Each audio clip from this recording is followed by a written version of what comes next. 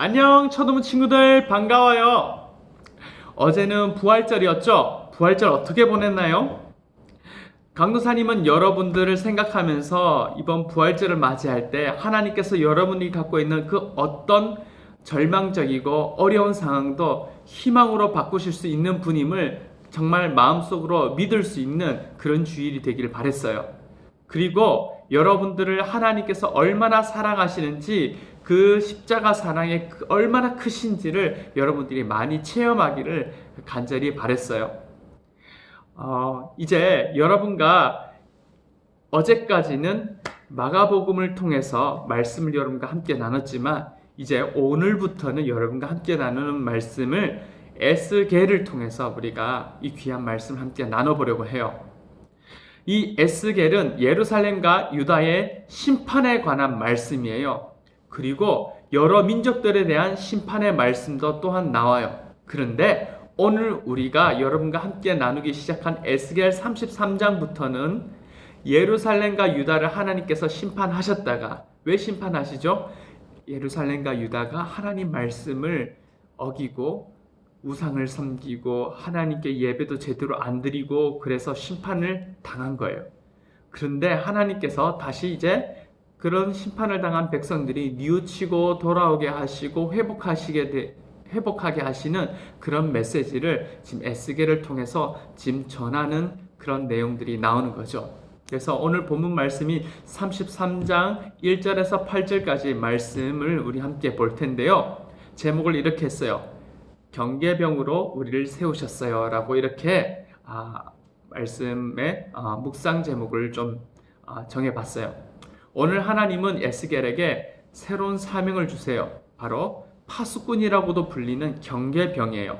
경계병은 고대 사회에서 성의 곳곳에서 교대로 자리를 지켜가며 저 멀리서 이 성을 급히 쳐들어오는 그런 군사들이 없는지 지켜보는 사람이었어요. 경계병은 항상 주위의 환경을 살피면서 적들이 칼을 들고 쳐들어오는 것을 보는 즉시 이 나팔을 크게 불러 성 안에 있는 모든 사람과 모든 병사들에게 듣고 적의 침입을 대비하고 위험을 막을 수 있도록 준비시켜야 했어요. 마치 여러분들 코로나가 지금 문제가 너무나 커졌을 때 그리고 지진이 일어날 때 우리에게 뭐가 오죠? 재난 문자가 오죠. 문자 빼 이런 재난 문자를 온 대구 사람들에게 온 대한민국에 전해서 경고신을 다 듣고 주의사항을 지켜서 피해를 최소한 작게 만들 수 있도록 하는 역할, 고대사에서 이 경계병이 이 일을 했다는 거죠.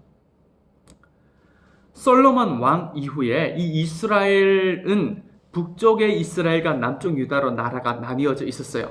근데 에스겔은 이 남유다 사람들이 우상을 숭배하고 많은 죄를 지으니까 하나님께서 심판을 하겠다고 예언했는데 사람들은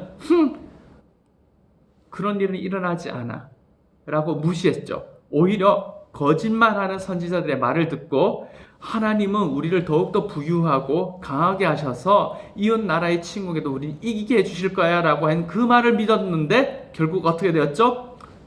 에스겔의 예언대로 백성들인 이스라엘 백성은 남유다 사람들은 바벨론에게 멸망을 당했어요. 참 에스겔의 마음은 어땠을까요? 자기 말대로 하나님 말 전한 대로 되었긴 했지만 자기 백성이 망하는 것을 사실 원하진 않았을 거예요. 마음이 너무 아팠어요. 그런데 지금 그 멸망한 그 남유다의 예루살렘에서 도망온 사람들의 이야기를 들었어요. 그곳의 사람들의 삶은 어떻고 이런 얘기를 들으니까 마음이 너무 아픈 거예요. 그런데 이런 순간에 하나님께서 이 에스겔을 다시 부르십니다. 뭐로요? 경계병으로 부르신다는 거예요. 자, 그렇다면은 나라가 망했는데 경계병이 뭐가 필요해요? 성도 무너졌는데 하나님께서는 이 백성들이 살아가는 터전인 이 성은 무너졌지만 하나님께서 백성을 아주 포기하진 않으셨어요. 이 백성들이 여전히 하나님께로 돌아올 수 있도록 그리고 이 백성들이 잘못된 길로 가지 않도록 경고할 수 있는 경고의 나팔을 부는 영적인 리더, 경계병으로 이 에스겔을 선택하신 거예요.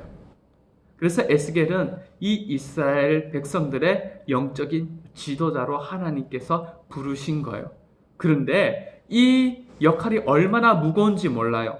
오늘 33장 3절에서 6절에는 적이 쳐들어오는데 아무런 경고의 나팔을 불지 않다가 사람들이 적에게 당해서 죽임을 당하면 그 사람들은 그냥 자기 죄 때문에 죽을 거지만 하나님은 그 사람의 이 죽음의 책임을 누구에게 묻는다 그래요?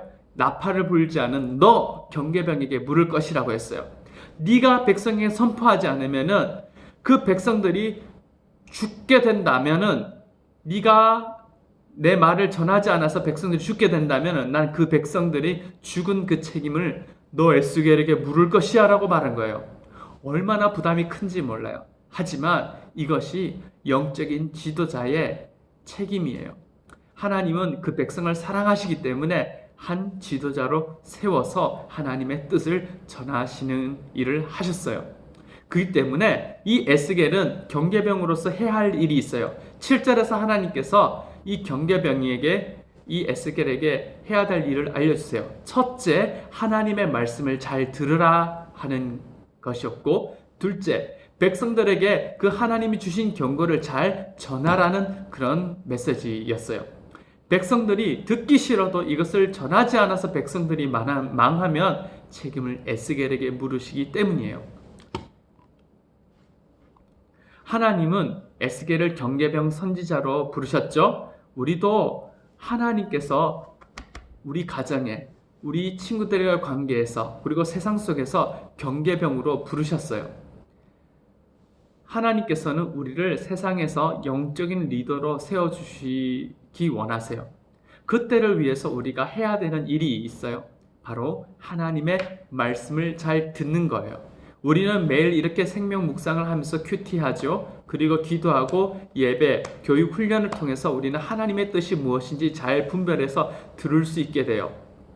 그래서 여러분들이 하나님의 말씀을 듣는 훈련이 얼마나 중요한지 모른다고 생각해요. 우리